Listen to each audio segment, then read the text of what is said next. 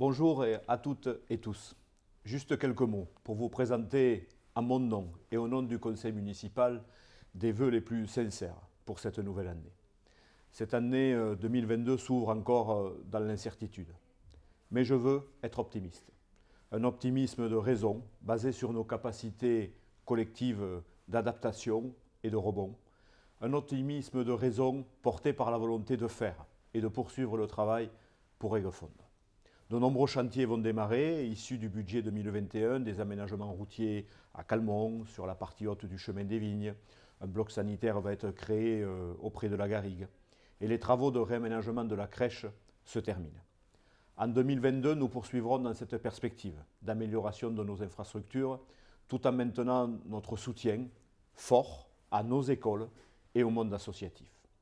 2022 verra aussi le recrutement d'un policier municipal avec nos voisins de Perrin-Augmontel, conformément aux engagements que j'avais pris devant vous lors des dernières élections municipales.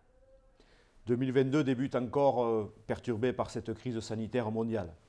Je vous incite donc tous à la prudence et au respect des consignes.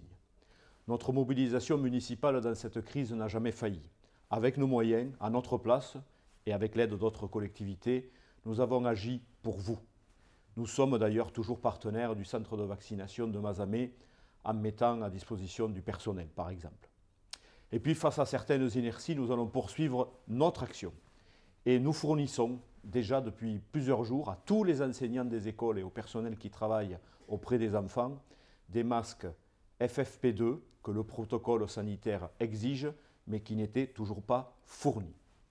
Et dans le même esprit, nous travaillons avec les enseignants à la mise en place de capteurs CO2 dans les écoles. Voilà les quelques mots que je souhaitais échanger aujourd'hui avec vous, en vous renouvelant mes vœux pour chacune et chacun d'entre vous et vos proches. Restons unis, solidaires et fraternels. Nous verrons ainsi ensemble la lumière au bout de ce long tunnel de crise sanitaire. La commune reste bien sûr mobilisée et notre motivation, ma motivation, est encore plus forte.